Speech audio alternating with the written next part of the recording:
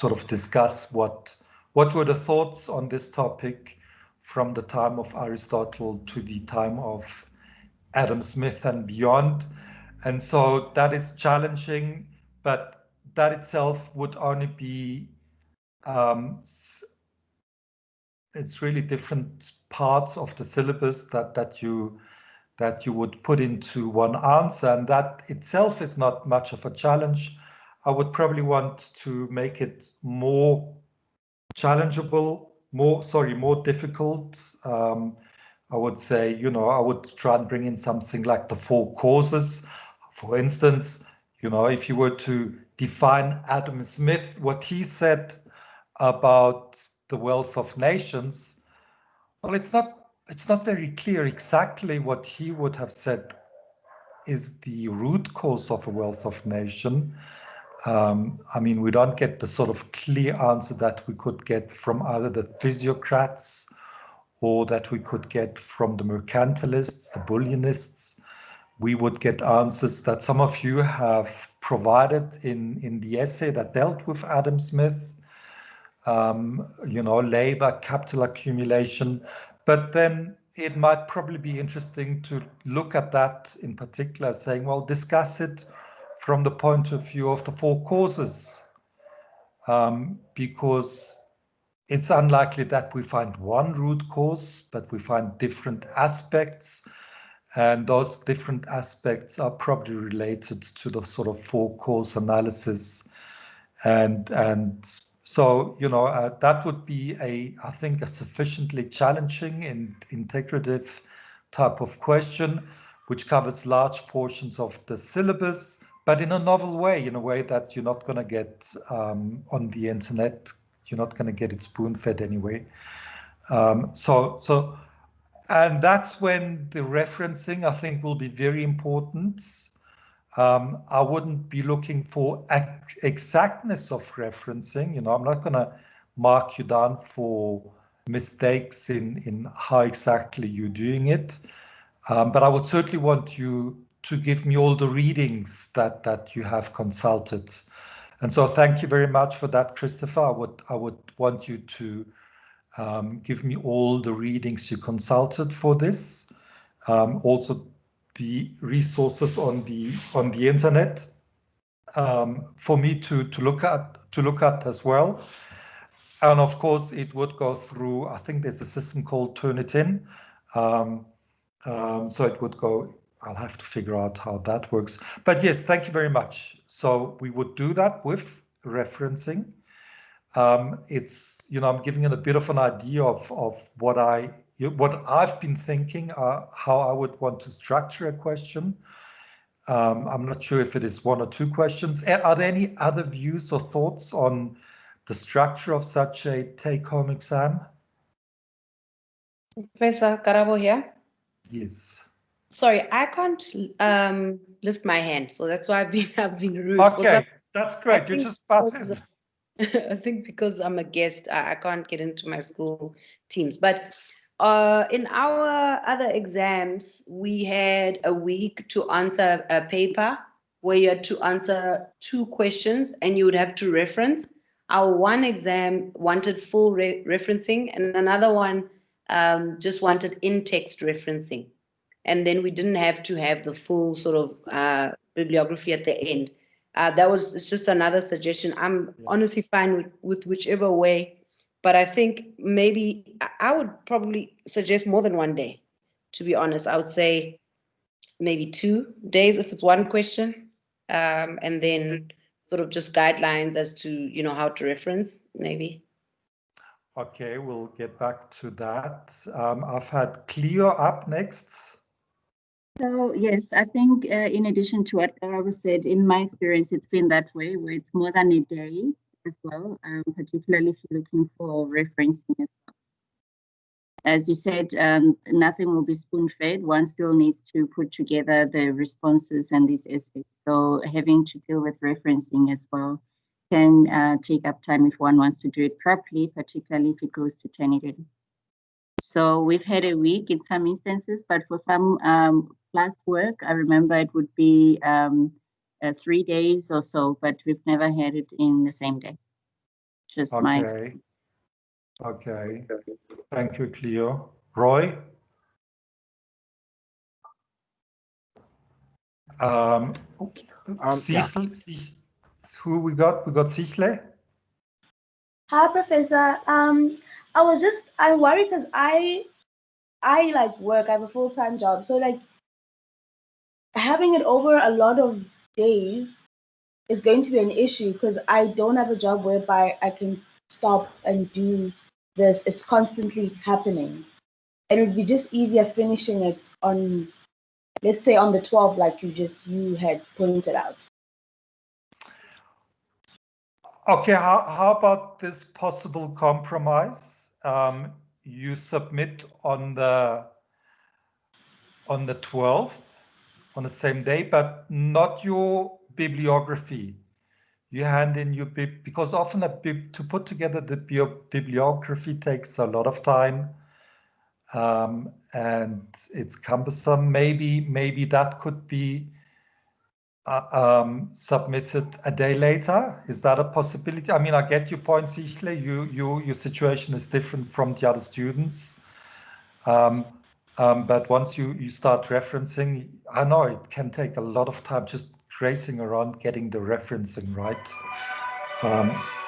So would that be a possibility, one day to return? If I can just clarify for you also. Just one moment.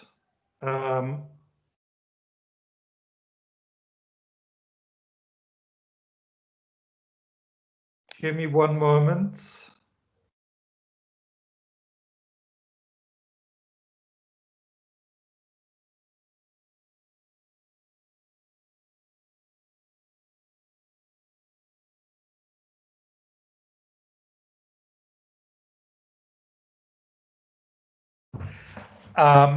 Yes.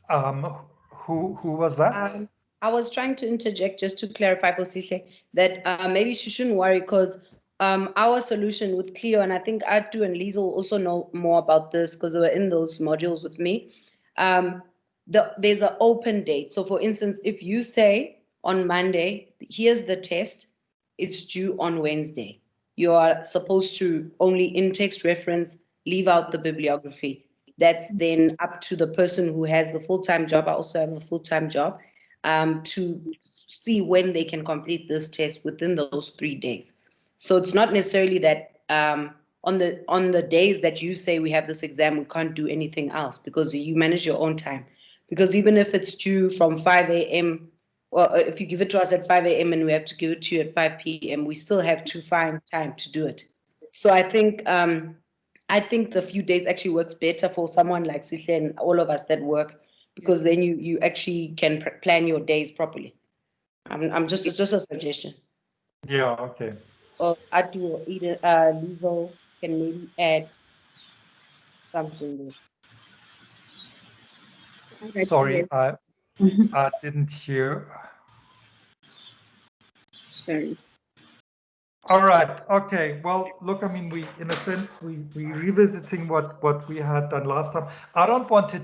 It's not the exam yet. Okay. So when it comes to the exam, we'll probably make it a longer period. I don't want you to, it's a test. I don't want you to have this like a millstone around your neck. That's too long. I don't want to leave the time gap for too long either. Because I want you to work during the block, during the year, not sort of do cramming at the end of it. And what I can do, I will open, as I said, it will open it at 10 o'clock. I might leave it run for 24 hours, and then expect that your answers returned within that 24-hour period with or without the referencing, and give you for the referencing, give you even more than a day. You can have, I really would need the referencing once I start marking it, and that may be a few days afterwards. So I would then basically have two open and closed times, one for your actual work, your written work, excluding the bibliography, and then a second closing date for the bibliography. Can we do that sort of thing as a compromise? Sounds great, sir. That's good. That's great. Is the exam still on the 12th? So we still start on the 12th. We picked Okay. the 12th for the part-time students because that's a Saturday, and we'll run it. I mean, are you okay running it from 10 o'clock in the morning Saturday until 10 o'clock in the morning on Sunday? That's perfect. That's okay. Okay. All right, so we do it like that. Yes, and Trev, can I just ask one thing as well? You're saying it's from the beginning of it exactly, up to Adam Smith, or up to what? I'm just trying to organize. Excluding Adam Smith. Everything we've done up to now, excluding Adam Smith. Up to the physiotherapist. Okay, thank you very much. Well, we've had some interesting videos to watch this week on Bastiat, on Koenig, on Adam Smith theory of moral sentiments, on David Hume, on de Mandeville. So make sure to watch those. I'll try and reference some of them as we do this. Maybe not David Hume so much now. We'll look at him again later. David Hume, of course, a very important figure for the philosophy of science, for the emergence of positivism, for the distinction between analytic and synthetic statements. Basically, he's very important because he said something to the effect that all statements that we are making are statements either of facts or they're statements about the use of language, the right use of words like Hobbes would have said. And creating that sort of division between fact and language. And that's providing the framework for much of the philosophy or philosophical approaches from that time until the present day. So it's very, very, very important, because if you're saying that statements are either statements of fact or statements of language, then, well, you want statements of facts, but your statements of facts are expressed in language. And so you've got to go back to your language, and your statement is true by virtue of the right use of words. And then, since there's no connection directly with the world, because it's all about the language and the way we use the words, then we now try and hook up to the world, to statements of facts, and that's where the testing becomes so important. That you may be familiar with in sort of a positivistic approach. So we'll get back to Hume. All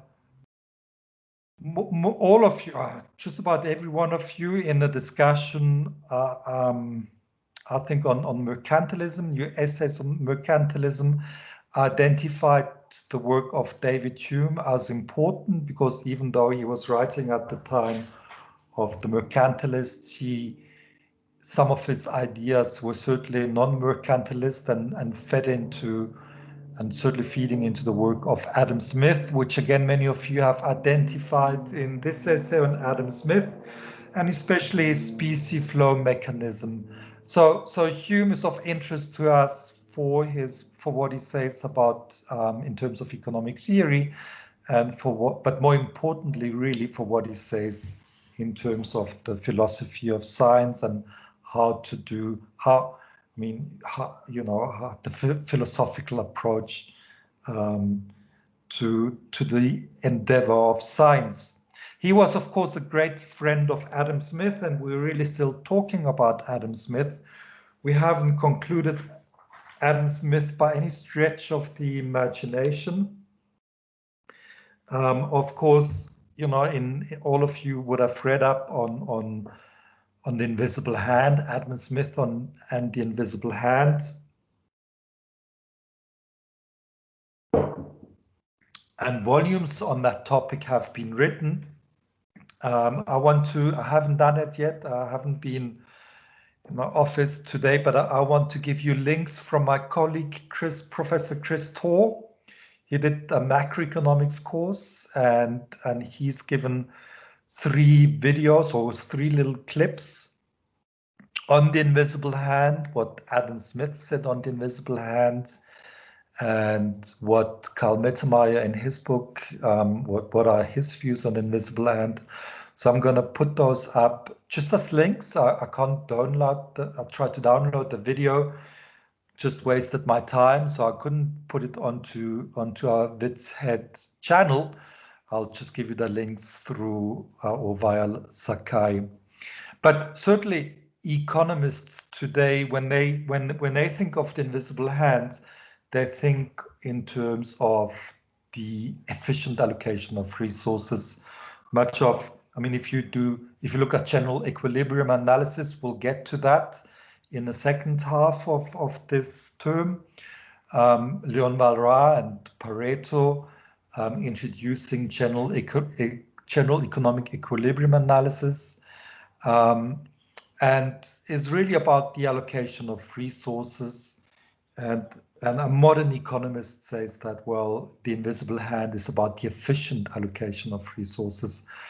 I don't think this is quite fair to Adam Smith, because efficiency for him wasn't the greatest thing. It's something that is important to us modern economists.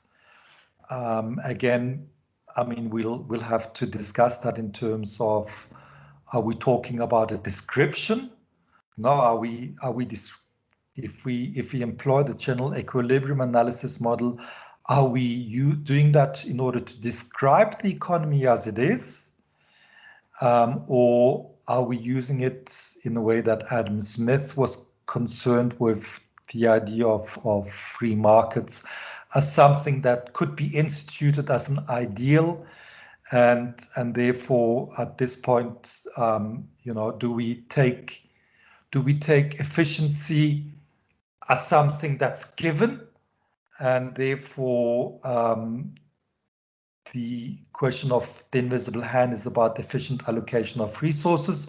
Or do we not take it as something as given, but do we take it as something to be argued in favor of?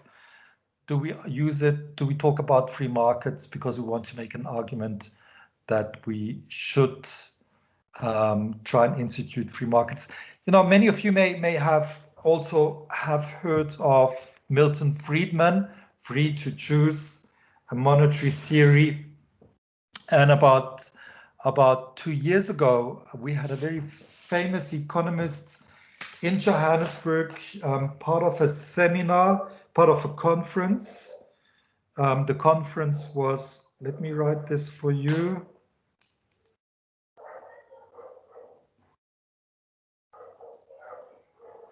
That conference was on, can you read this? Ludwig Lachmann, who was here at WITS in the 1940s, 50s, 60s, until 74. And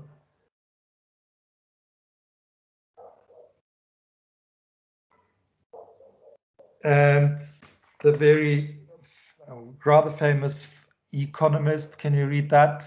Deirdre McCloskey. That was before that was after the sex change. Before that, it was Donald McCloskey, and he basically said that if he said something similar. He says that if you look at the work of Milton Friedman, he is making an argument that we should implement policy that achieves free markets. And McCloskey says later economists like Gary Becker and his students at Chicago, they no longer argue that we should implement free markets or should try and implement a certain vision of what an economy should be like, but they simply assuming that it is like that. And so that's a, that's not just semantics, that is really a very big difference, because it tells us a lot about, what it is when we do engage in economic theory. Are we just describing, as the modern crop, many of the modern crop economists do when they do general equilibrium analysis, or do we make arguments in favor of something the way that Friedman would have done, and the way that Adam Smith would have done? I think most of you were sort of saying that Adam Smith would have been counted amongst the pragmatic group of when it comes to the distinction between pragmatic and dogmatic approaches. Now, some of the themes that we've got to discuss in addition to the question on the invisible hand, and I'll get back to the invisible hand later today, because it doesn't exist just in a vacuum, but it relates very importantly to the question of his, let's call it his theory of value. And what in particular was his theory of value. Again, I refer you to this document, which is on Sakai, on this mind map. I'm picking some themes here that we're going to discuss before we then move on to other classical economists. Firstly, theory of value. I mean, if we look at, I've got Adam Smith open here. Let me pull that up for you.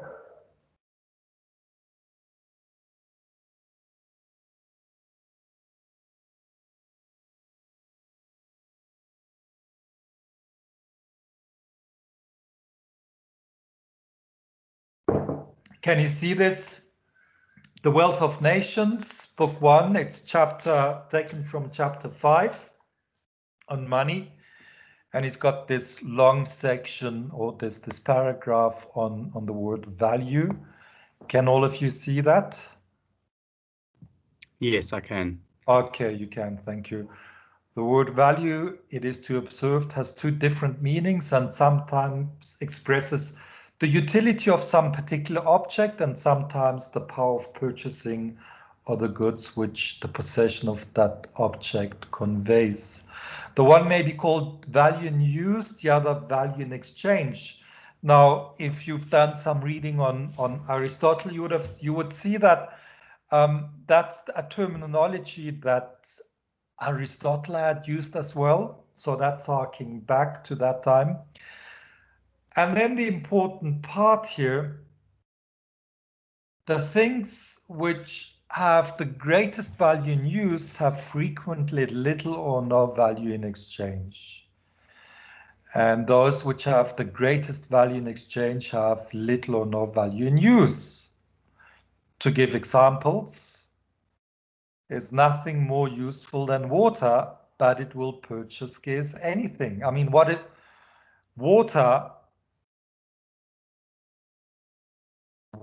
I mean, do you worry about how much water you use a day? Let's say you go to the tap now, you drink some water. Let's say you're not environmentally conscious. You are brushing your teeth. Do you let the water run, or do you not let it run? Do you water your garden if you have one, or do you not water it? It's like whether we waste, we're not talking about bottled water for now, but whether we're using, the water we're using, we seem to be rather wasteful. So that's what he means when he says it's got no use in, no value in, sorry, it's got no value in exchange, because you're not worried about the cost of the water. And if you go to campus, well, you haven't been on, anybody been on campus in the past 3 months? Anybody? I haven't been. Anybody been on campus? I guess not. But on campus, so often water is just running in the bathrooms. It's just running and it's freely accessible. It's a free good to a large extent. On the other hand, he says, a diamond, on the contrary, has scarce any value in use, but a very great quantity of other goods may be frequently had in exchange for it. In other words, diamonds are very expensive. This came to be known in economics as the paradox of value, or the water diamond paradox, where diamonds are so expensive. And I mean, today we've got industrial diamonds, which are useful, but by and large, most diamonds are used for decoration, if you like.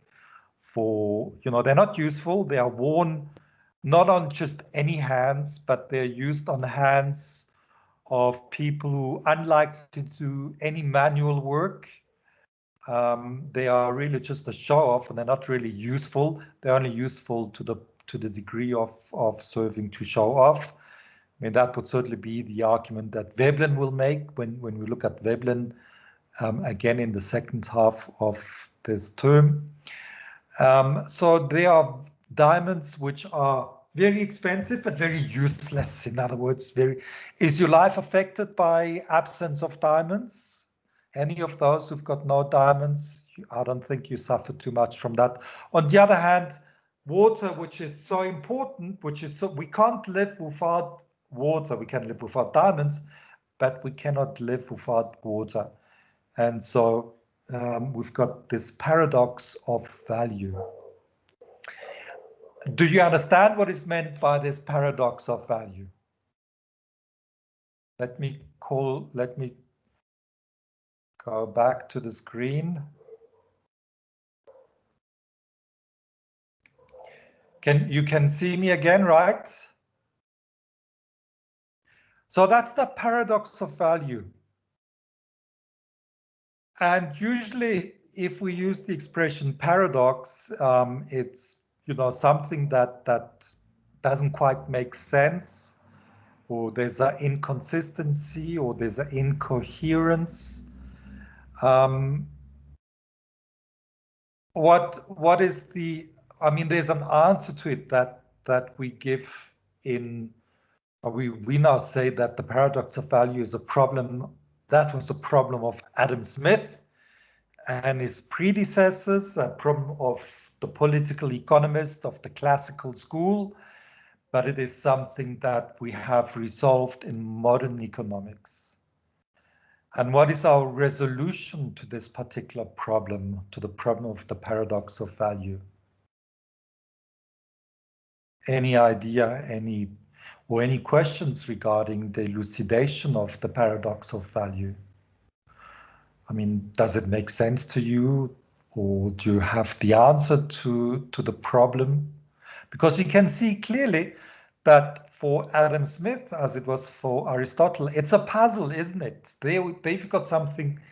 Certainly, if you think that value is related to price, you're paying a price for the good according to how you value it, then you wonder, why is it that something that is so valuable to your survival is so cheap, and something that is so unimportant and unvaluable to your survival is so expensive?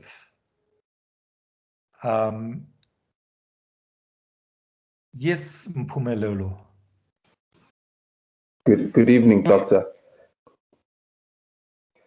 Go ahead. I'd say that how you reconcile the paradox of values is that you need to consider consider commodities at the margin, and the value is not in the use of a commodity, but it is in how scarce a commodity is. Thank you very much. I mean, the crucial term here is that of at the margin. That yes, that water is extremely valuable to your survival in the way that diamonds are not. But if you look at the amount of water that you consume on a daily basis, the amount of water that you have consumed in your lifetime, I mean, I don't know what the numbers are here in South Africa, but certainly in some European countries, the average person uses 500 liters of water a day. And, you know, if you multiply that for so many days in a year, then, you know, it's copious amounts of water that are being used all the time. And so Mpumelelo uses two other terms here, namely that of scarcity. Clearly, we don't have an issue with scarcity of water. It's plentiful. In a way that diamonds are scarce. You know, if you want to get a diamond, you got to go to, you know, in Kimberley, they dug, and I lived in Kimberley for a number of years. They dug the big hole. And well, they're still digging for diamonds in the area. Who De Beers became very rich. Who was it? Cecil John Rhodes, who then controlled De Beers, became very rich on diamonds. But the crucial term is margin. When we look at modern, and this is now important for when we look at the marginalist revolution, this is particularly important for students who've had less training in microeconomics. That really, when we sort of more advanced microeconomics looks at this from the perspective of the marginal unit of water which is being consumed.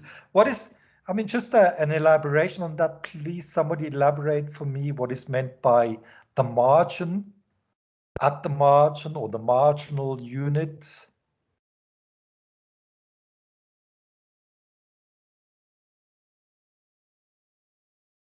My understanding is it's additional consumption of additional units of the same unit. Okay, the additional unit, the last units. Yeah. You know, it's like, you know, if you happen to be a marginal student, you know, you're sort of borderline failing or not failing. It's type of cutoff. That is a derived meaning of marginal, and certainly in mathematics and in the language, therefore, that we've adopted in economics, it's really referring to the last unit that is being consumed. And so the last unit itself is not important. So the amount of water that we consume in total is extremely valuable. And so we distinguish between total utility and marginal utility. And what Smith, you know, so we would answer and say that what Smith didn't get is that the total utility of water certainly is much greater than the total utility of the diamonds. But that doesn't mean that water is more expensive than diamonds, because we are consuming so many units of water that, you know, you're not gonna pay a high price for the last unit. You get it. You get so much of it any which way, and that is the crucial thing when we get to the marginalist revolution, namely the statement that the price of a commodity is determined not by its total value, not by its total utility, but the price of a commodity is determined by really the marginal utility, the last utility, in particular, the last unit, in particular, the utility conveyed by the last unit, or the cost incurred by the very last unit. And so prices are set not by total utility, but by the utility of the marginal unit. And that resolves the water diamond paradox, with which classical economics from the time of Adam Smith and before struggled with. Are you clear on that? Do you have any questions regarding this diamond water paradox?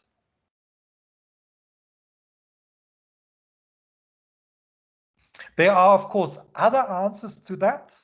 What would be, mean, I've just given you the answer of the marginalist school, of the neoclassical school of economics.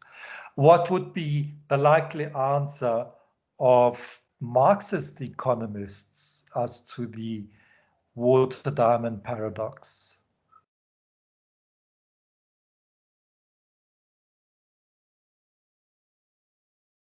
Any ideas? Any guesses?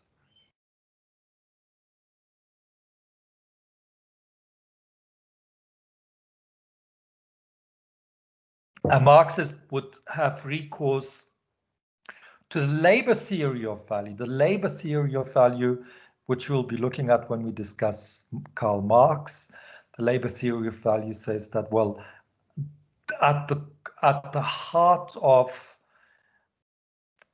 the value and the price in exchange of any commodity is the amount of labor that is spent on making that particular product.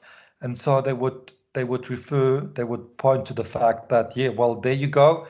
If you want to have diamonds, you've got to dig holes, so to say, in Kimberley. That's very labor intensive. And because of the amount of labor that's been expended, that accounts for the high price of diamonds. Whereas when it comes to water, well, you just got to open your tap and you've got all the water that you want. So, this is a competing answer. And that, of course, brings us to the question of what was Adam Smith's theory of value? And in some of you in your essay, you've already alluded to that, some saying that Smith had a labor theory of value. And of course, here it depends on, what is your reference? Who are you reading?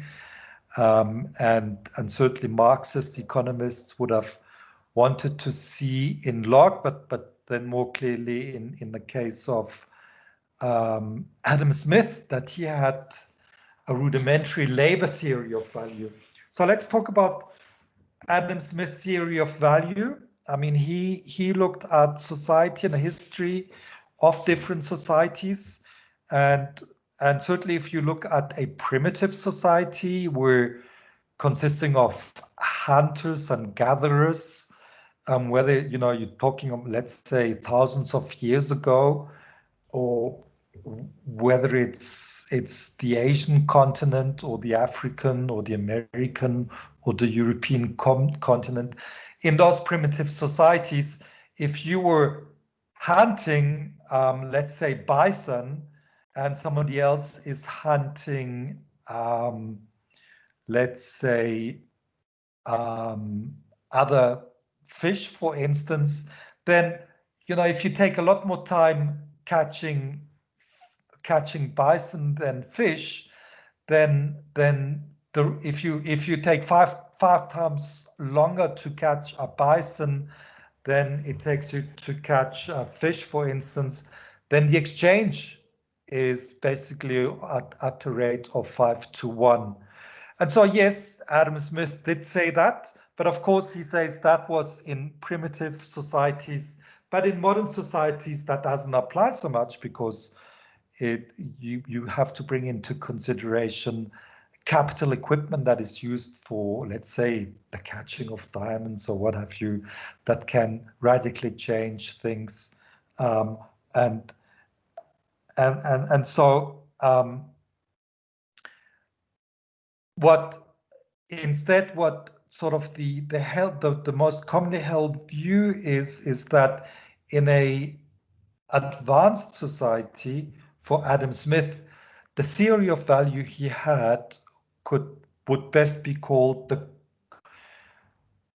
I call it the cost of production theory of value. Let me write that down.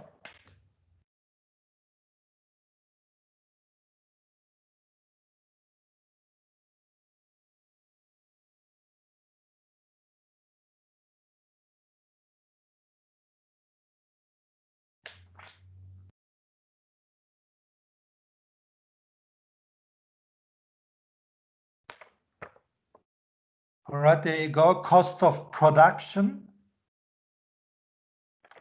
theory of value, or if you like, to be more precise, the sum of the cost of production theory of value. So that, and you'll have to remind me to get back to that, because that relates very importantly to the question of free markets, and relates very importantly to the question of the invisible hand that we've been discussing, or you've been discussing in your essays. Well, what is the cost of product? What could possibly be understood by the sum of the cost of production theory of value? Any ideas on your side?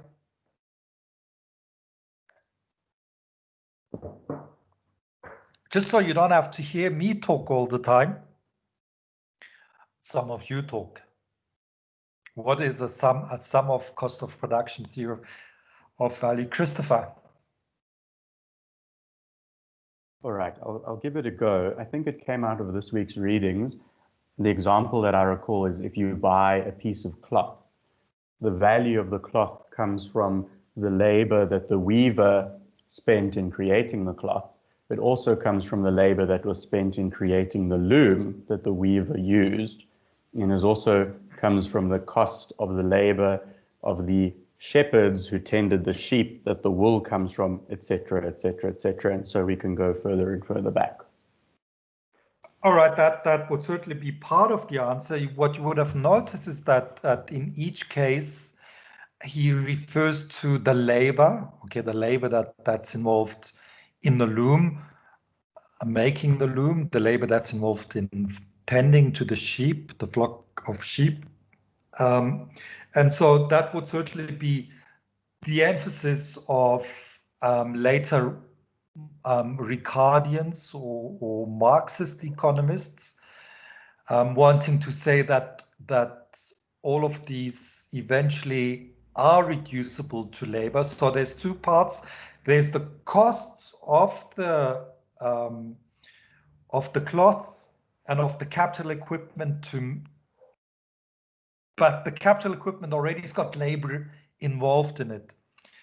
But then there's other costs as well, which are not as readily identifiable and related to labor.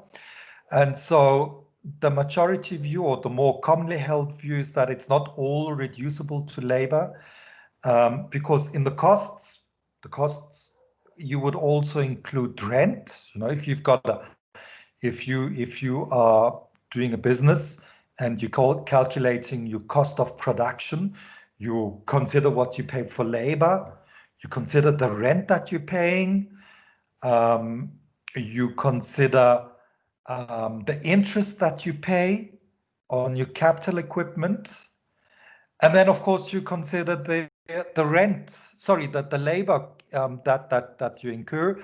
You consider the management fees that you have to pay. And so it's all cost of production, including labor. And we're going to put aside for now the question of whether everything should be reducible to labor or not. In Smith's case, I don't think so. He wanted to relate it all to labor eventually. Rather, and again, that relates to the question of the invisible hand and to free markets and to laissez-faire. He marshaled it for the purpose, to a degree, of making his argument for a liberal type of economy, a liberal type of system, a free market type of economy. And so if you look at the summation of all the costs of all the different, how do we call that? Factors of production, right? What are the factors of production? Land, labor, capital, management. You know, these are sort of the common factors of production, that capital interest that have the costs. And so Adam Smith is saying the cost, that the price of a commodity is the sum, or okay, now let's qualify here. and distinguish between the market price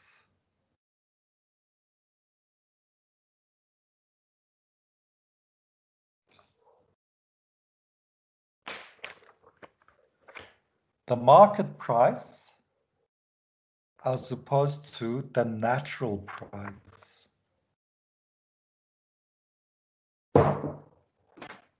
And what many of you picked up, of course, was the type of supply and demand analysis in Adam Smith, as already elsewhere, that that prices may vary depending on the conditions of the market.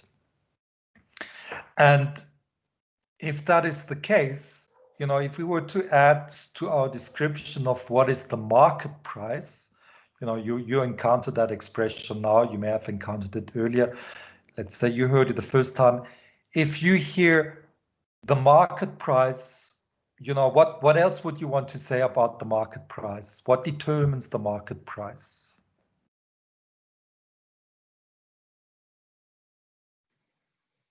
Demand and supply? Demand and supply, and that can vary from day to day, from minute to minute. The price, you know, and the example that's always given is the Catholics in Europe. On a Friday, they're obliged to eat fish, or rather they're not allowed to eat meat. And so I'm sure Adam Smith would have used that example. And the market price can change, you know, I mean, look at, I mean, what the perfect example during this period of COVID-19, give me examples that illustrates how the market price can fluctuate radically for some commodities. So I work in the oil industry space, so we had to see how quickly the prices of crude oil changes when market conditions start to affect the power of people to demand crude oil product. And wasn't that quite an amazing story? You know, I mean, I don't know what the price was before COVID-19. It was about $80 per barrel at the start, and it's now sitting at about 43, and at the lowest it was about $20 per barrel. Well, all right, so that's a fantastic example. Yeah. And in some instances, weren't they also, I mean, wasn't there an additional problem, namely that if the ships that were carrying that crude oil had to pay, you know, you basically would have wanted to have, you would have paid money to get rid of the oil. Yeah, so that's caused by the hedging, just the forward contract space where people hedge using physical goods, where they don't really plan to take actual physical delivery of the crude product. So they just use it to hedge against specific risks that they have in their own space. So when it came time to collect, because all the sellers were like, yeah, you can take your crude now. No one wanted to collect it, so it then dropped its price. But that came specifically from the forward contract space. It wasn't necessarily that the value of the crude was zero at that point. It was just the value of the contracts that the people were hedging against were actually valued as. People who didn't plan to take crude were now forced to have to take it, and that's why they stored it in the ships. Okay, all right. Yeah. But it you know, illustrates another point, namely that your short-term market price is often affected by things like expectations, you know, who's participating in the market, speculation. Much of hedging is a form of speculation. And so the market price can fluctuate quite violently in the short term. You know, those N95 masks I think at some point when the Chinese needed and also the Americans needed the N95 mask, they were paying something like $5 or $10 a mask, and now now probably they would be happy. They'd be able to buy it at $1 or $2. I don't know if anybody's in that space. I don't know the numbers, but there the prices have fluctuated quite incredibly. And so it's very different. So it's not, these are examples where the price clearly is not related to the cost of production. So in the short run, the market price can be such that it doesn't seem to be related to the cost of production. And so Adam Smith said, well, that's the market price. But he was more concerned with the natural price, which would be a bit of a long-term price, where you're not faced with situation as we've had during this COVID crisis. And the natural price for him, well, again, we've got that expression, the natural price.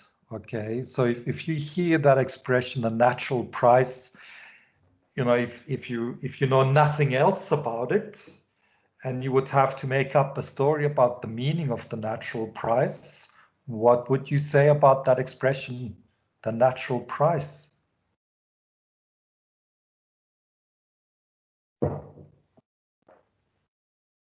Anyone?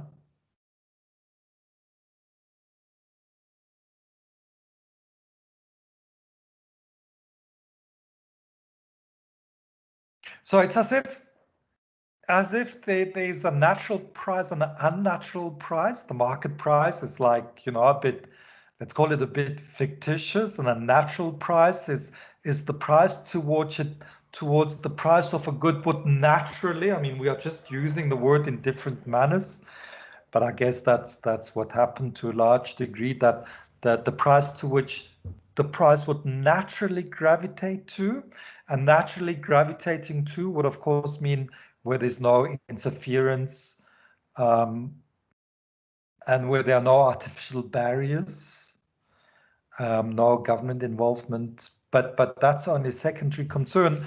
But the natural price would really be the price in modern economics. It might be the price that's equivalent to the price of commodity in a perfectly competitive markets.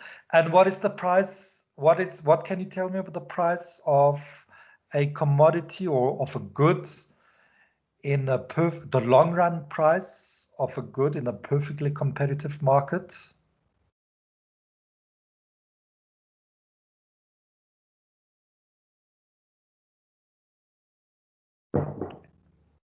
Mpumelelo?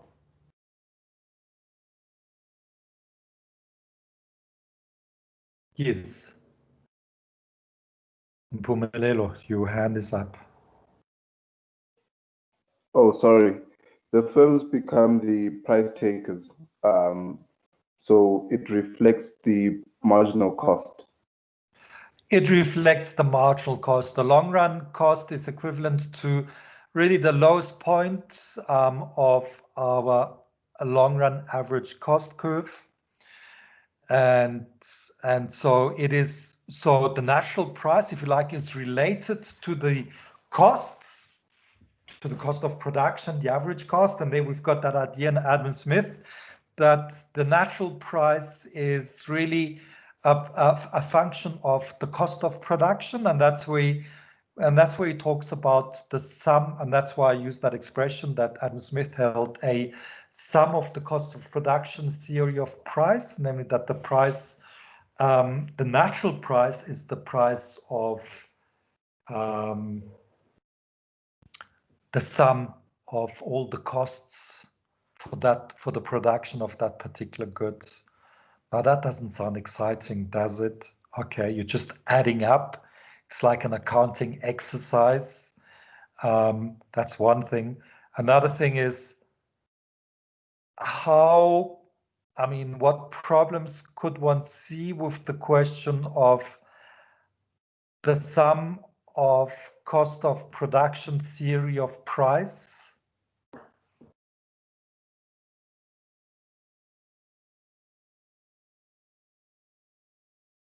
let's say, I mean, let us take the example that Christopher, I think it was Christopher, gave us at the beginning, that let's look at the price of cloth. It's the labor involved, and then you add all the other costs, the water that you use, the fleece that you buy, the rent you pay, the interest you pay, and so on. And then you get to the sum of your costs. But now, you've now we take it back to the question of labor. The price of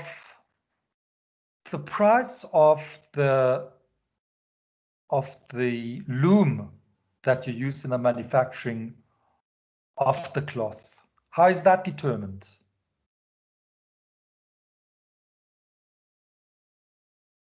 It's also determined by the sum, in Adam Smith's scheme, it's also determined by the sum of all the inputs.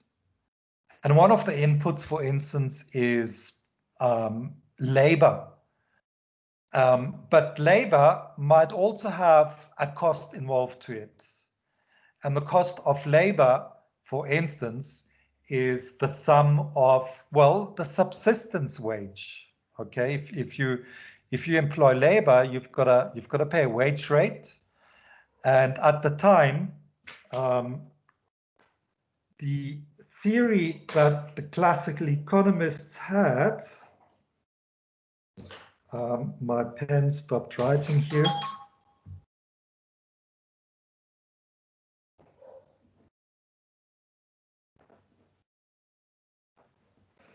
They had this expression here of the wages fund.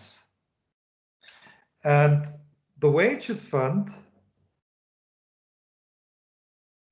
is really the wage rate that had to be paid like an advance to labor, and it would be equivalent to the subsistence cost of labor. And what is the subsistence cost of labor? Give me examples. What would be brought into the calculation of the subsistence cost of labor?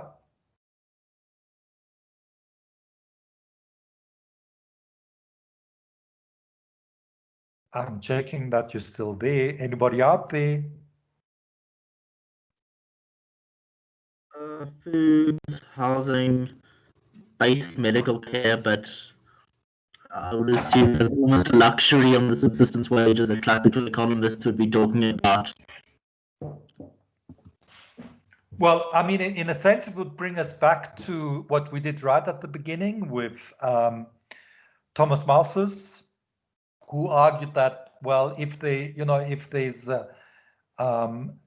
any increase in wealth, the working class will be reduced back to subsistence level of income, because the growth rate of the labor force will be faster than the growth rate of the agricultural output. But certainly then at the subsistence level, the calculation of what goes into subsistence includes the food, and what Cesare mentioned, the accommodation. What is the cost of building a house? But can you see now, it's what I want to get at is that it's in a sense circular. Circular in the sense that the cost of, yes, Mpumelelo. Since we're on Malthus, I wanted to ask, what did he mean by moral restraint when he asserted the reasons for why there would be that circular cycle in terms of the growth in population or the stagnation of population and subsistence? Well, okay. I mean, we've got two issues here: Malthus as opposed to Smith.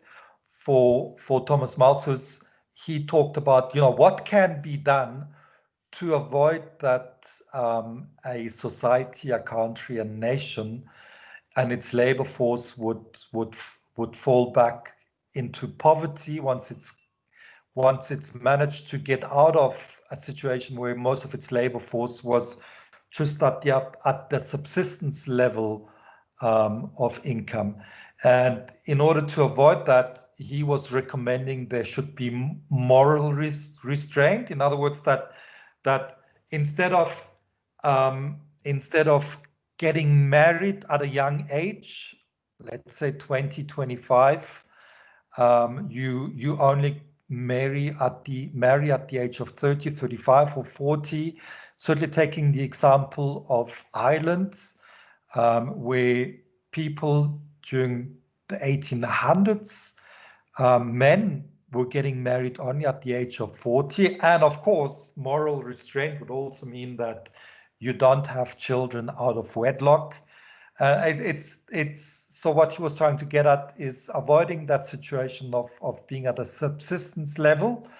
We should slow the growth in the population, and the population growth could be slowed by these means of getting married at a later age and not having children out of wedlock. And then if you have children, try and have a few, not too many, on and on and on. Okay, that's how we avoid the subsistence level of income. And yes, Esri. It's basically contraception, but in a very Christian framework. That's right, yeah. Or very moralistic framework. And of course, so we, and contraception, family planning, even if you don't take it from the Christian perspective, you'd now use the ideas that are taught through family planning, so. But now, what does it mean for Adam Smith and the Wages Fund? It means that, Chesri, yes, you want to add to that? I suppose the more negative interpretation is that it also is sometimes interpreted as being eugenics, particularly in neo-Malthusian discussions and Malthusianism applied in developing countries. Okay, I mean, we of course, this it's politically charged, and you've got notions such as eugenics and who did I read about the other day that was in favor of eugenics, that if you have to, if you now have what you would really want to breed is not just anybody, but just the most intelligent type of people. But I mean, we're departing too far at this moment. But the facts are that it looks like this planet can support a very large population. You've got 7 billion. At the time of Malthus, the population on the planet was 1 billion. Was it 1 billion? It was less than 1 billion. No, we had 2 billion at the beginning of the 19th century. So at the time of Malthus, it was probably 1 billion, and it can support many more people. But let's relate it all back to Adam Smith, because what Adam Smith is saying is that the costs of the market, the natural price of a commodity is the sum of its production costs. But the production costs, I mean, bread goes into production costs because bread is required for subsistence. Housing goes into production costs because that is required for subsistence. But the cloth itself goes into production costs because clothing is required for subsistence. It's required for the people who are working. So it is. And that's what people were saying about Adam Smith, is that it is really the cost of production, or the sum of cost of production theory of value is circular, because the cost of production of one commodity, what goes into the cost of production, that very commodity may go into the cost of production of another commodity, that goes into the production of the first commodity. The cost of production, bread goes into the cost of production of cloth as regards subsistence, but cloth goes into the cost of production for bread, certainly when it comes to subsistence. And so the argument was made that his theory of the natural price is really circular. Okay, any questions regarding that, or observations or comments?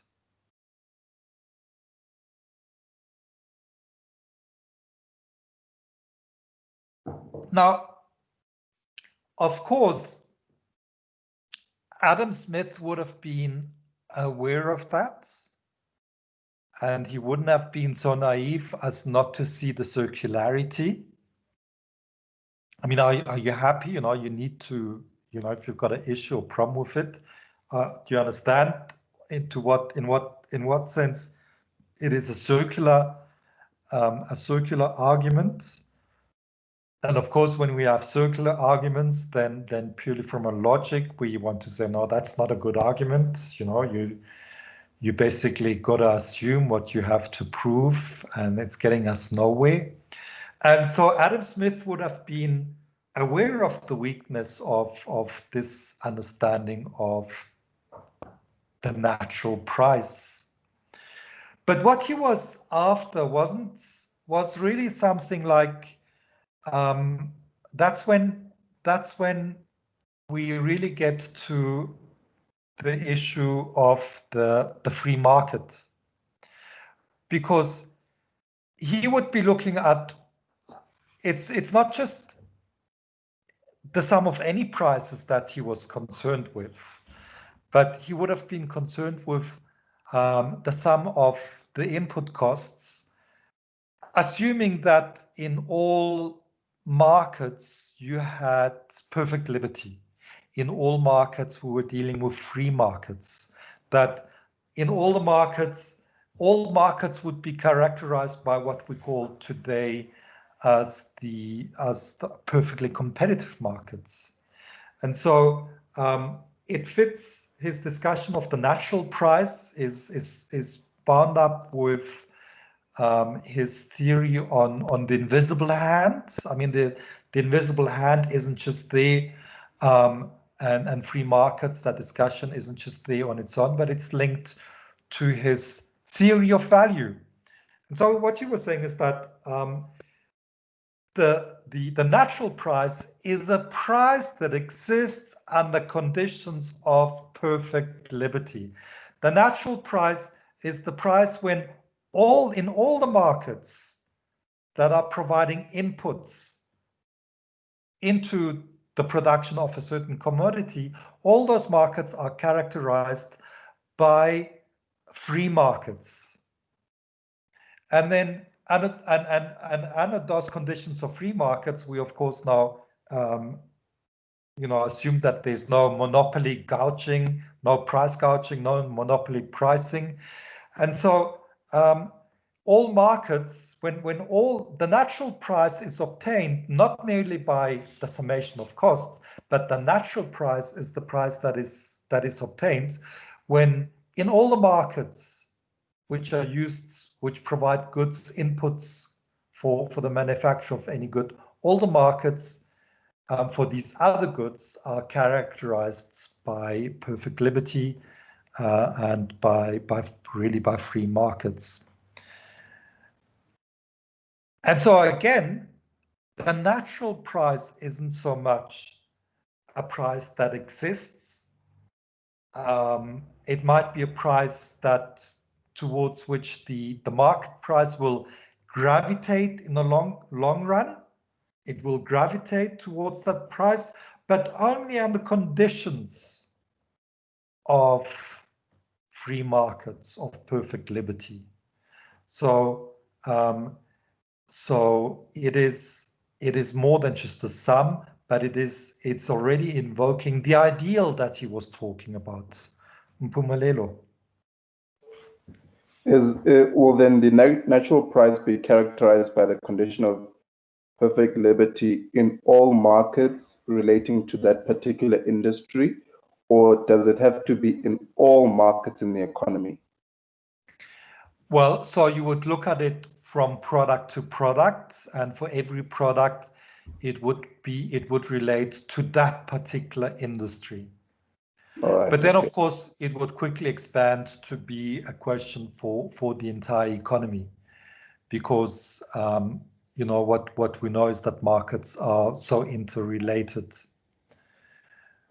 and so it would start off as an ideal for a particular market, but would then be extended to the economy. And that is really the argument that he was making, that in certain areas, in certain markets, and you know, he would have observed that what really exists is a situation of liberty. People can enter and leave the market. There's no control over who can go or who can enter the market.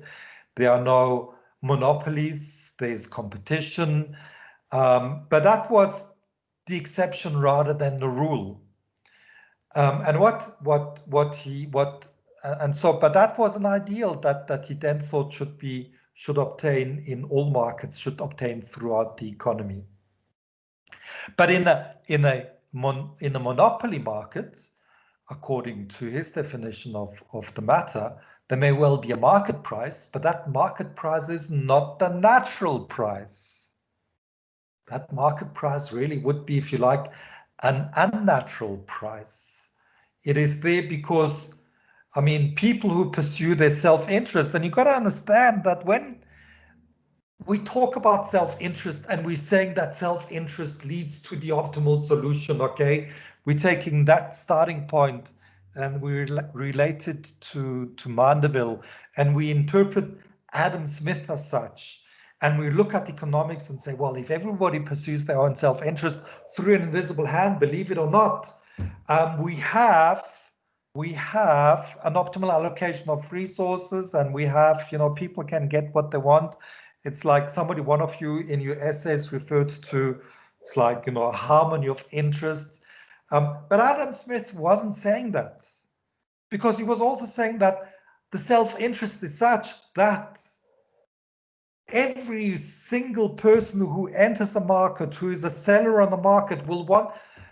Any of you done any business? I mean, you know, Tumelo, you've been in the oil industry. Most of you people have, one way or another, you've had dealings with business or dealings with market. What does the oil industry do? It wants to avoid what does anybody know what was the market price for oil in 1970 for a barrel of oil? I mean, Tumelo mentioned that it was $80 per barrel before the COVID crisis. What was the highest price ever paid for a barrel of oil? Something like $120. It is now at, Tumelo, right? You said about $40. Yeah, it's trending around 40 now. Yeah. And what was the price of a barrel of oil in 1970? That was before oil was found in Nigeria, Angola, Norway, north coast of Great Britain. I mean, you know, the supply of oil is just so much higher. There's so many more sources of oil now than in the 1970s. And you would think, therefore, the price of oil in the 1970s, well, it depends on demand, of course, might have been higher than it is now. But you know what was the price in 1970, the price of oil for a barrel? About $20. I think it was even less than that. I think it was as low as $3. Somebody, can somebody Google that quickly? I think it was, I was under the impression it was as low as $3. But it's certainly very low. And what happened? That's before your time. It was It's $3.39 in 1970. $3.39 per barrel, and now it is 40. It's been $120. And what was the price of a barrel of oil in 1976, 77?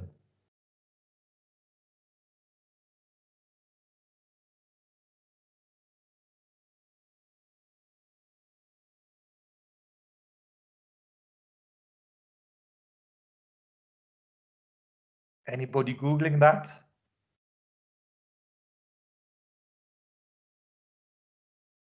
I am, but my internet is a bit slow, so it's Okay. taking time.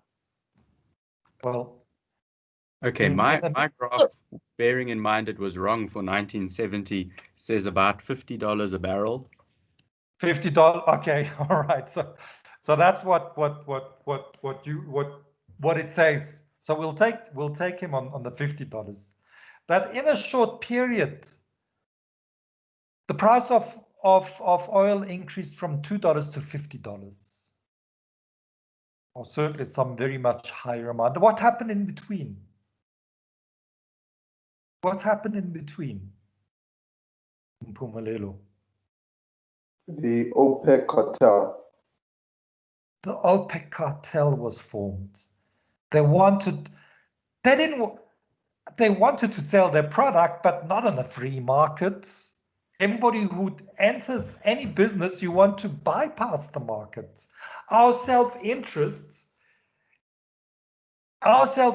wants us to bypass the market as far as we can. You know, at the time of Adam Smith, and that's why he complained about the situation. There was a guild for everything, a guild for tailors, a guild for chimney sweepers, a guild for bakers, which meant that, you know, if you wanted to sell bread, you can't just open a bakery and sell the bread. No, you had to do a full apprenticeship. And your apprenticeship could be, you know, you could learn everything you need to know in a matter of 1 or 2 years, but your apprenticeship lasted for 5 years, 10 years. And even after 10 years, if you weren't admitted to the guild, you wouldn't be allowed to bake bread and sell bread. It's wanting to bypass the markets. The self-interest is always wanting to bypass the markets. And Adam Smith, you know, certainly, and that's why he's pragmatic, he would see that, and that's anybody of you want to go, let me tell you, you don't want to go into market where the competition is stiff. You don't want to go into market which is a free market. You want to get into market to earn money, and usually it is a market where entry is difficult for one reason or another.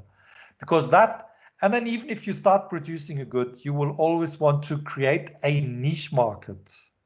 And so our self-interest, and that's what Adam Smith was saying, you know, our self-interest wants us to collusion like OPEC and other such cartels. You look at the building industry, Mpumelelo. Then relating on the question on self-interest, where did Malthus and Adam Smith disagree on the unintended consequences of the pursuit of self-interest? You mean Malthus? Sorry, not so much Adam Smith and de Mandeville. Yes, I mean Adam Smith and Malthus. Okay, Malthus wrote in about 40 years after Adam Smith, or 50 years Adam Smith, from around about 1800. Adam Smith was between 1756 to 1776. At the time of Adam Smith and with the Wealth of Nations, there was a lot of optimism. I may have talked about that in some other lecture. Malthus was now much later, and he, you know, they accepted much of what Adam Smith was saying in terms of classical economics, the thinking,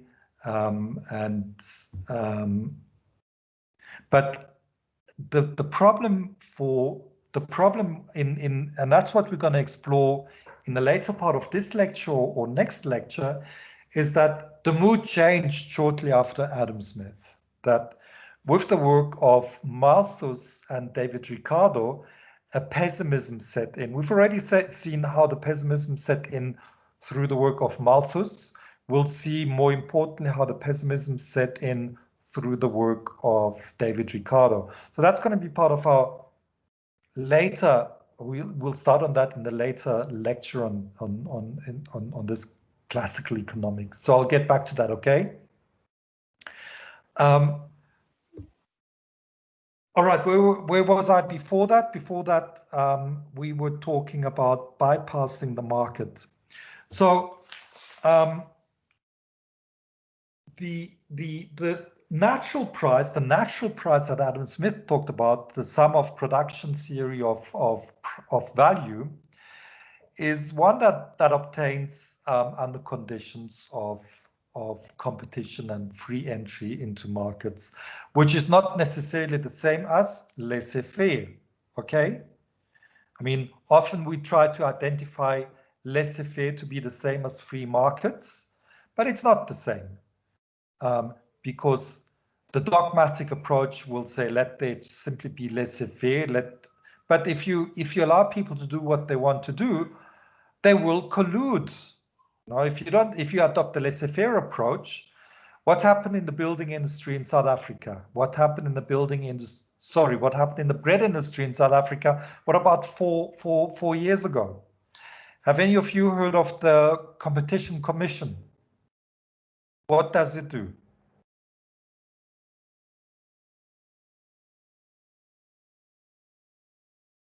I mean, it awarded like billions of fines to the building industry, because at the time when they're building the stadia for the World Cup, the big building companies, 3 or 4 of them, they were really not in competition with one another, but they were colluding with one another.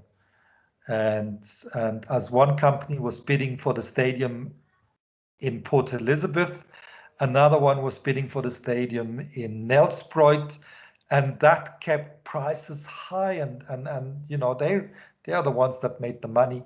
So that was certainly not a market where the price was the natural price. And it's that sort of situation that Adam Smith abhorred. And so which brings us to another topic of Adam Smith. When very important part of the work of Adam Smith are institutions.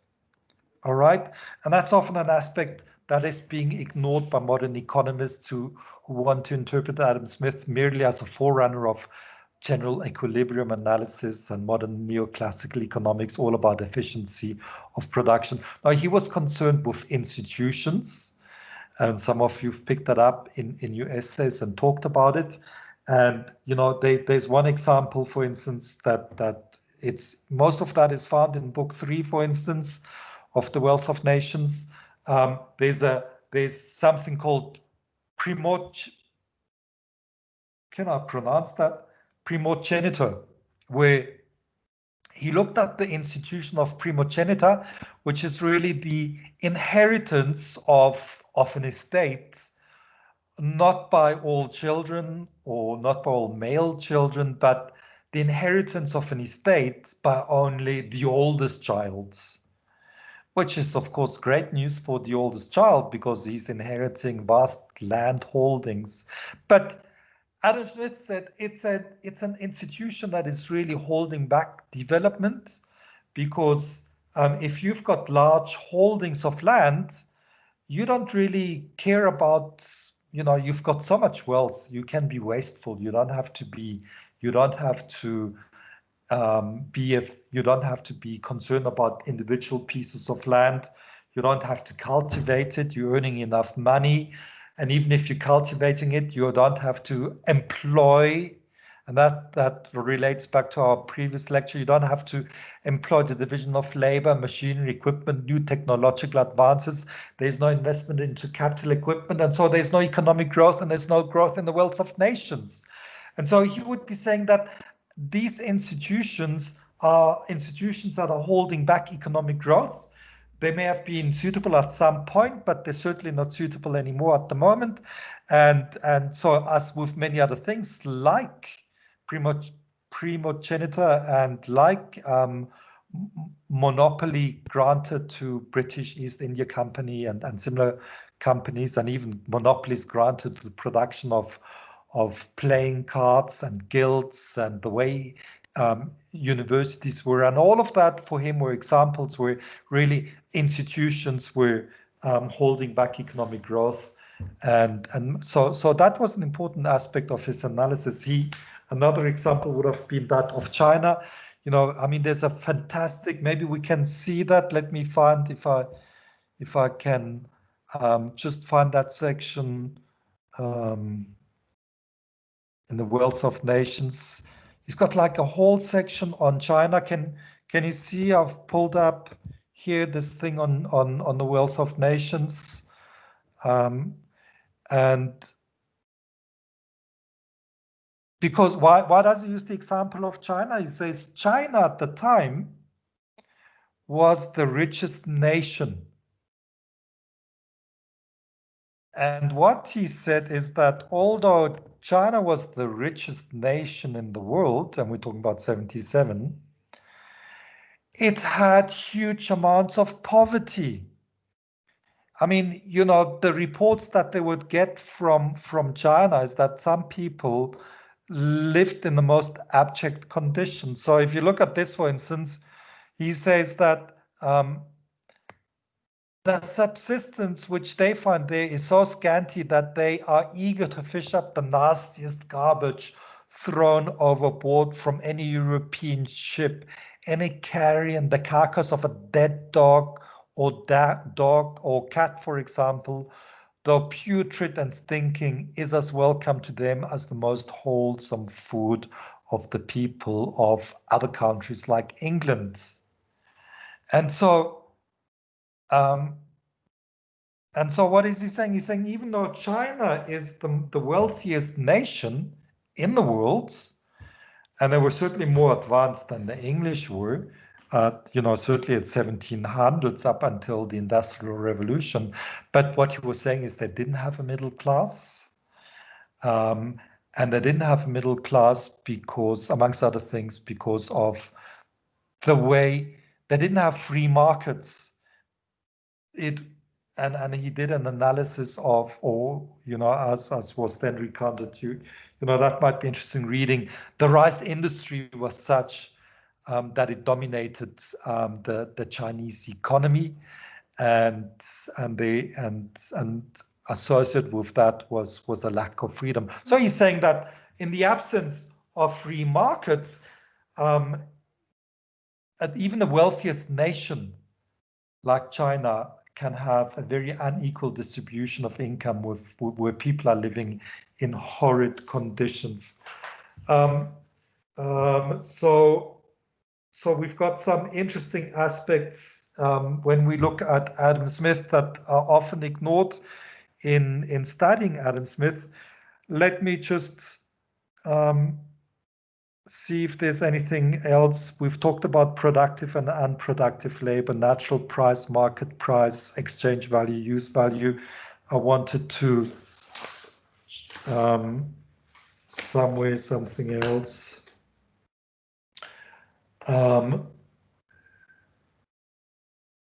Okay, the role of just as a last point on Adam Smith before we conclude on Adam Smith, the role of the capitalists.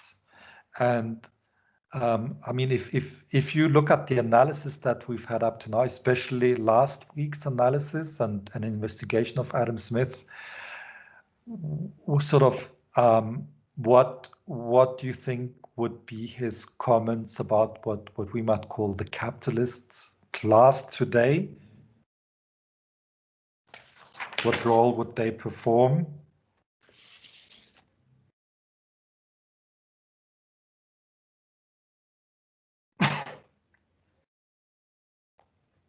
Mpumelelo? They perform the role of capital accumulation. All right, so they employed a very, very important role.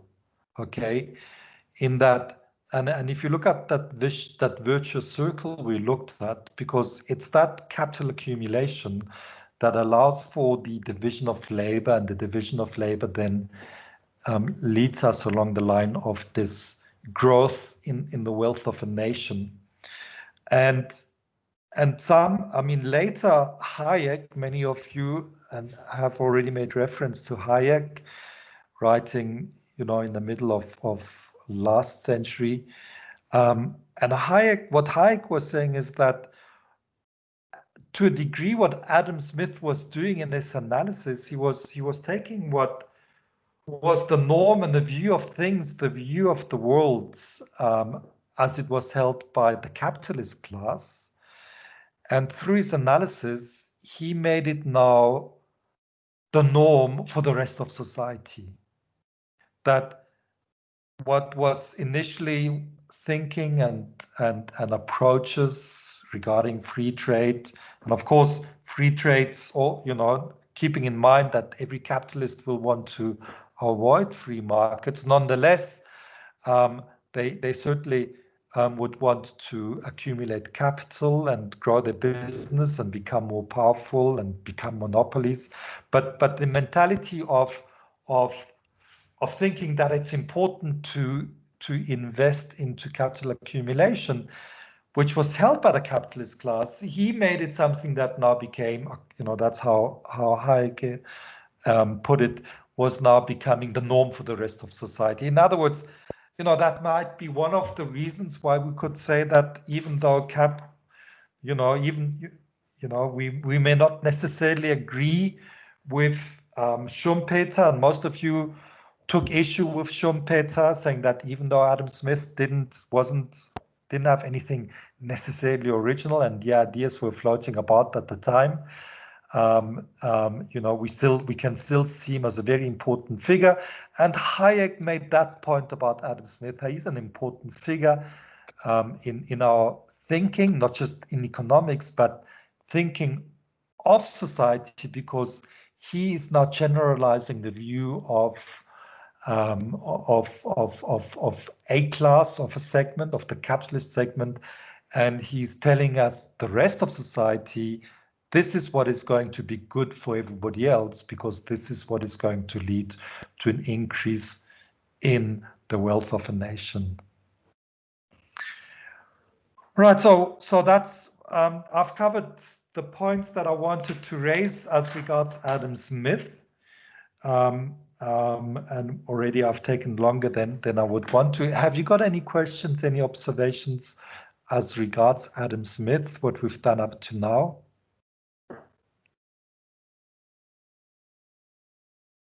And so then we move on to David Ricardo.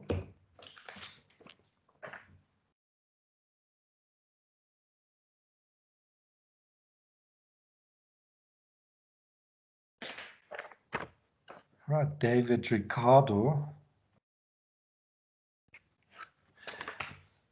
And we haven't had a video on Ricardo yet. Maybe we should get a video. I must check when. Who's going to give us a video on David Ricardo? I have to check if I've assigned anybody to David Ricardo, because we get to see what is called the Ricardian vice, which is really what we are still doing today, where we are making simplifying assumptions, and those simplifying assumptions allow us to construct a model in economics that help us, for various purposes, in a sense, like the physiocrats. But the Ricardian vice was taking that approach to much higher levels and more extreme levels, simplifications, and trying to draw conclusions from those gross simplifications. and having like an attenuated view of the economy of society, and that Ricardian bias which characterizes economics today, of course, by virtue of the name, comes from David Ricardo. David Ricardo is the most important figure in what field of economics? I'm sure that in some areas of economics, international trade. International trades, absolutely, international trade, and all right, now certainly all economists will be familiar with Ricardo's theory of comparative advantage as opposed to absolute advantage.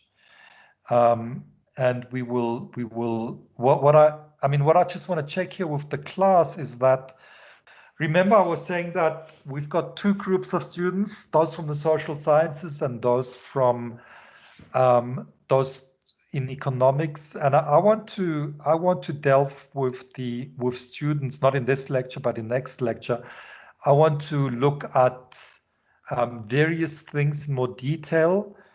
In the absence of the economic students, one of these things would be the theory of comparative advantage.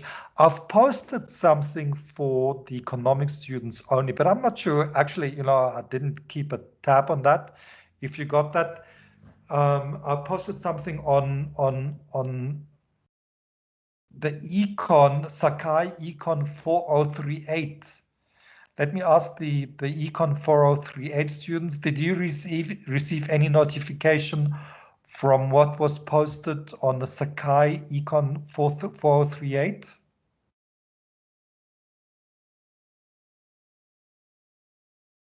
It looks like you didn't. So which puts me on the which I suspected because I didn't see a video on that. So I'm gonna take that up again and put it all on the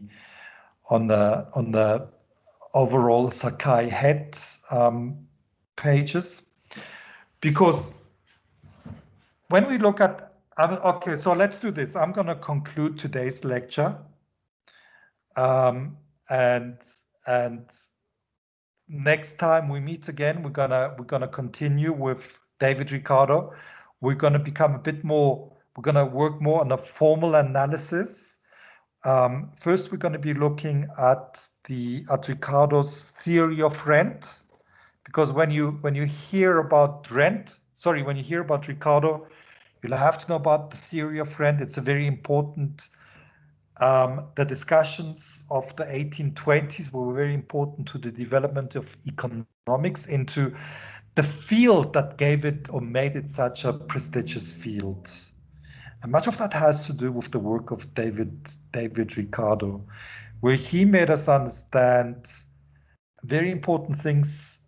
We've talked about free trade generally and free markets, but where it becomes very important would be with regards to international trade. And when you are today familiar with the World Trade Organization and international trade, saying international relations is to a large degree about international trade, and we've got the European Union and what have you, and there's globalization, and all of that really has its root in the work of David Ricardo. So there's no way that we can ever underestimate the importance of David Ricardo. So what I want is that I need to check who's doing a video on David Ricardo. Got to make sure that we're going to have a video on David Ricardo, and then an elaboration on the theory of comparative advantage. So I'm concluding today my section. Are there any questions on your side? You'll be delighted to finish a bit early today. Mpumelelo. Okay.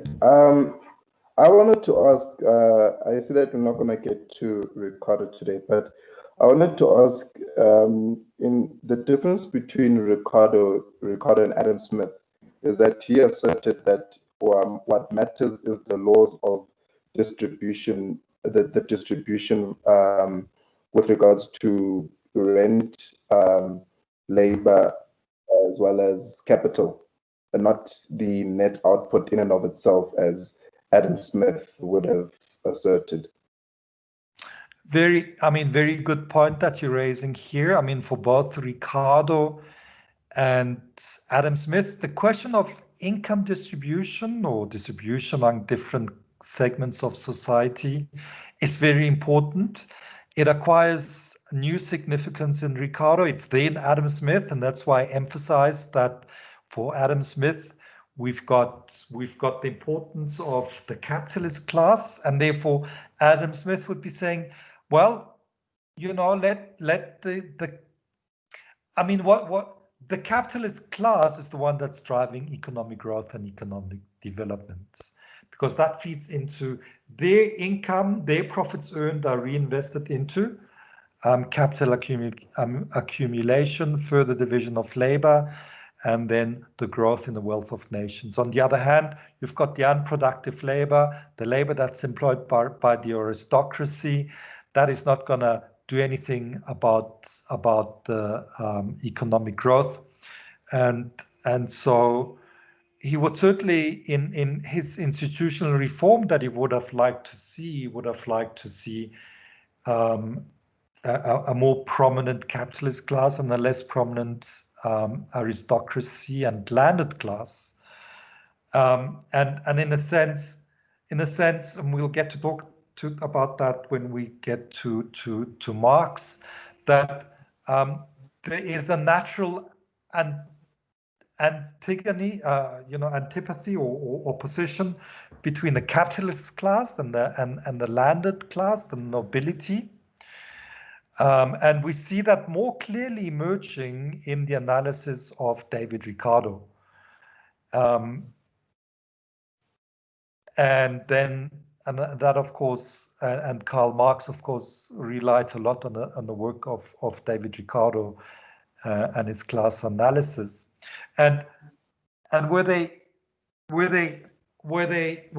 differ, Ricardo and Adam Smith, is that when we get to David Ricardo, as you're pointing out, for Adam Smith, he's showing how there can be this growth and the role that the capitalist is playing in obtaining this economic growth.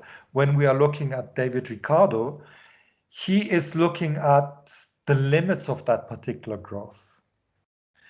And he is looking at what we will talk about next week, which is the stationary state. If any of you have ever studied philosophy, you would have come, modern French philosophy, you would have come across a name like Foucault. And, he talks a lot about David Ricardo and Marx.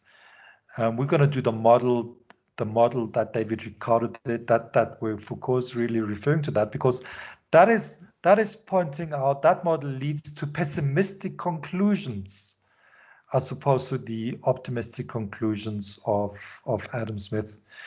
Does that answer your question, Simpumelelo? I mean, it's obviously something we're going to carry on next time, but you want to add to what you were saying up to now?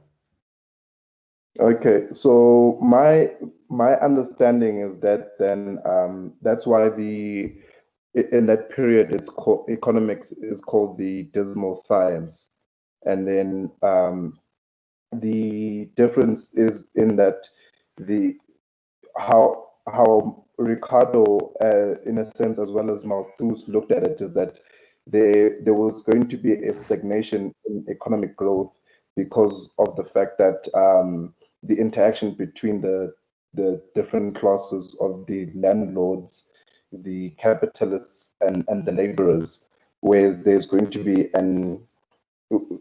when there's an increase in the amount of land being used, there's going to be a reduction in the profits that the capitalists can make, and then therefore there's going to be a reduction in the capital accumulation and then growth, and then wages will rise, which increases population, and then after some time, then it comes to a halt where the landlords will have greater rent, and then the entire thing of the economic growth comes to a halt. Very correct. Okay, this is the dismal science. We're gonna hear about the dismal science because of its conclusions it arrives. He mentioned here stagnation, or what Ricardo called the stationary state, which derives from his theory of rent. And it's rather tricky, the theory of rent, but very important. It's important not only with regard to what it says in the context of the intellectual debate at the time and policy debates at the time, but it's important also with respect to the initial development emergence of the idea of the margin. Okay, the extra unit of land, the marginal unit of land. So it's beginning to, it's leading us towards modern neoclassical economics. And so the theory of rent is going to be a crucial model for us to do next week. Usually we takes quite a long time to go through that. But it then sets up the later discussion that we're going to have with regards to Marx. But you already alluded to the important parts there. We're going to be doing the theory of rent of Ricardo, and that's we're going to encounter the first time we're going to encounter the idea of the margin. Thank you very much for that. So if you want to work ahead. All right, if you want to prepare for next week's lecture, you do the theory of rent. And I'll look at who's going to be doing a video on that, or I'm going to check what is the situation regarding this. Any other questions or comments? Prof, are we on next week? Sorry, not next week. The week after next week. Okay. Next lecture.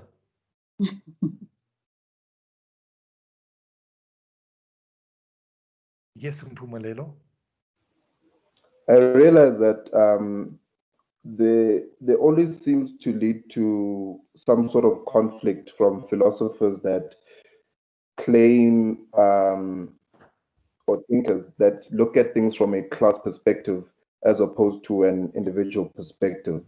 So, for instance, from thinkers like Foucault, Derrida, with their identity politics, and then you have Marx, who looks at it from a class perspective, where there's and Ricardo, that there's a fight between the different classes, and sometimes it leads to conflict in the future. So in places such as Russia, and identity politics that happened in France and America and so forth. Yeah, I mean, it's a very difficult topic because very often one sees in particular the conflict and the distance and the dissimilarities. But if we were to look at this debate from the theme that I introduced in the first lecture, nominalism and realism, then what you will find is that they are, you look at the Foucault, Derrida, and the French philosophers, but you can also look at the Marxists, Althusser, and others. What you will find is the idea that is, in a sense, that's really, it's really based on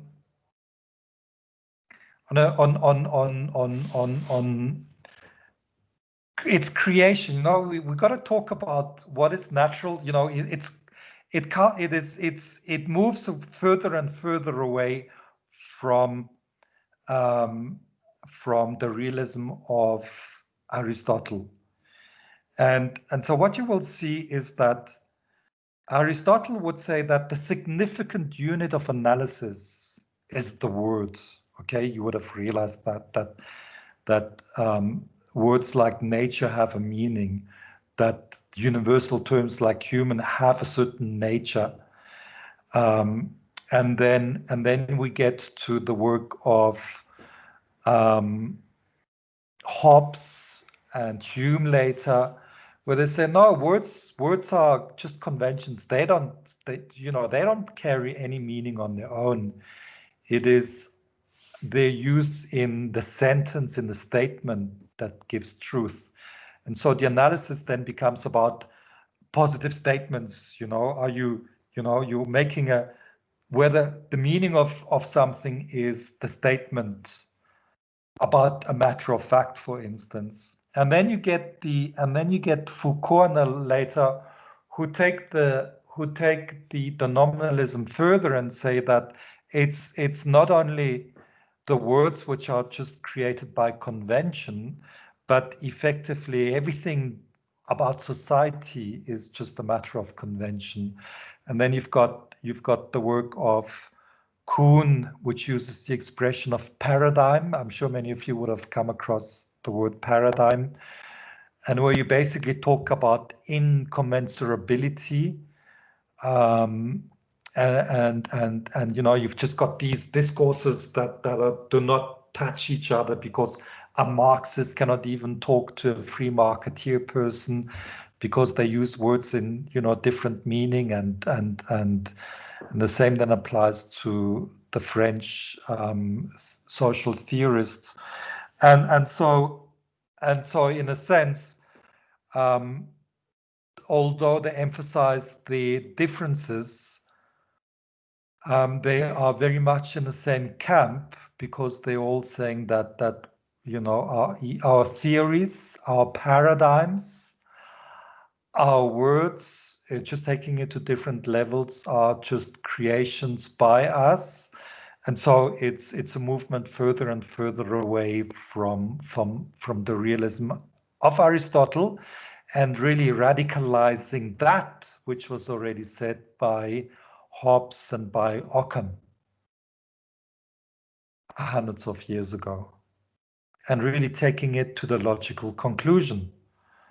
Well, if there's ever going to be a conclusion. But what you will find, and that's going to be interesting if you want to check up on that, you will find that Foucault, in his sort of, you know, the work that's been published posthumously, 2000, talks about Gary Becker in a very positive way. And you think, you know, how can it be that somebody like Foucault even talks about Gary Becker, who's a dogmatic neoclassical economist, and it's stunning with, you know, the similarities, and the similarities really originate on the fact that it sees our discourse, our words, the way we talk about things, to be a matter of convention and of human creation, rather than adopting the position of realists associated with Aristotle, Aquinas, and Mittermeier. You know, you've been reading a bit of Mittermeier, and so that, you know, that's a huge topic. Other questions?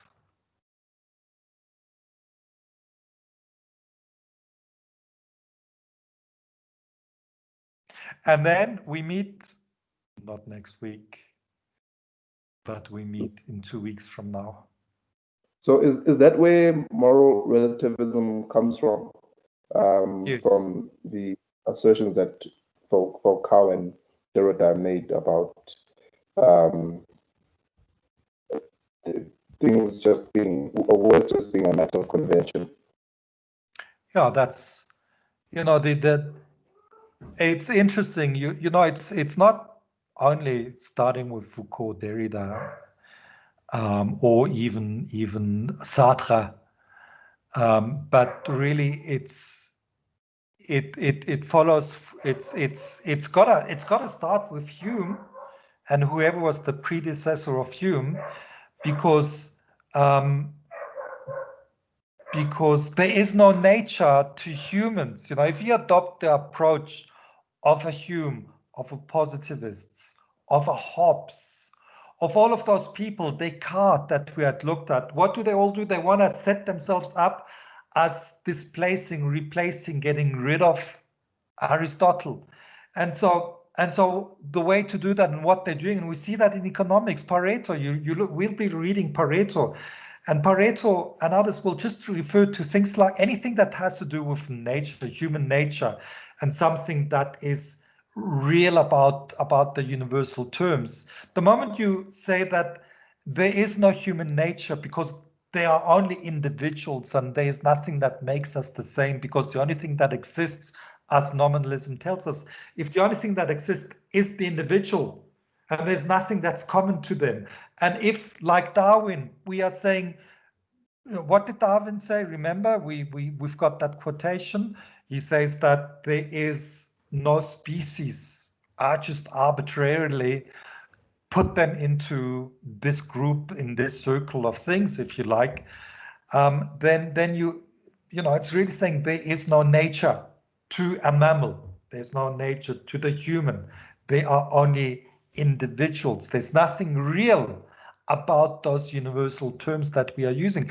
The moment you're therefore denying that there's a nature to something, then you're left with relativism, because then if there's no nature to what it means to be human, then whatever it is that we pursue in terms of our moral standards, then it is related not to what it means to be human, but it is related to what we make up to make it a convention, because it's a social contract theory taken to its extreme.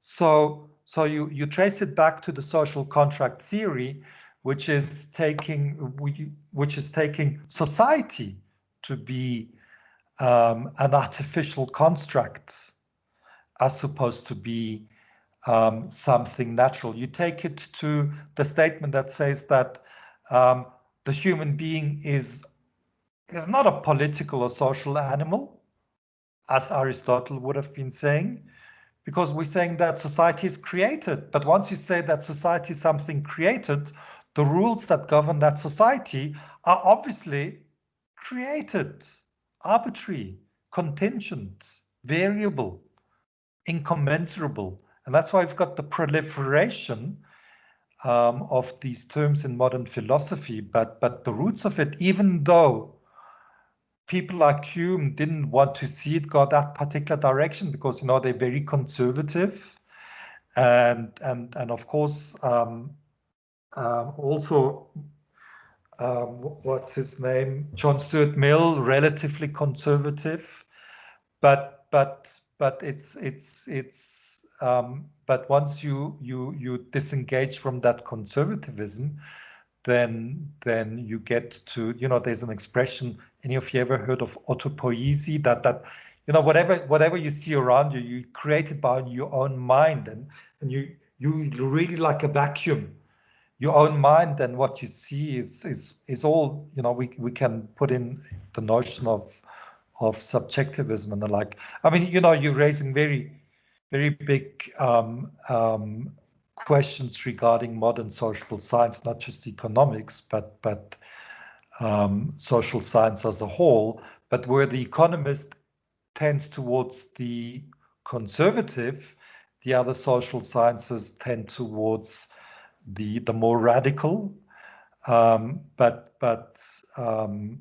when you see the confluence between Foucault and Becker, then you know that, you know, there's something else going on that's been ignored and that deserves some attention, and that's really the similarities rather than the differences.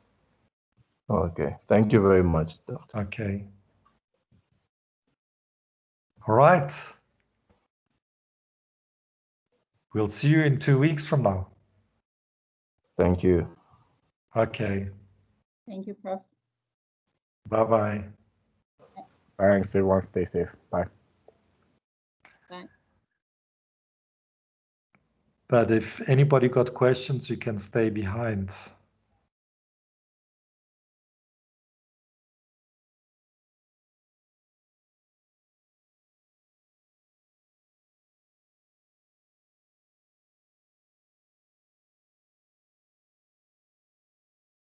Thanks for recording, whoever is recording.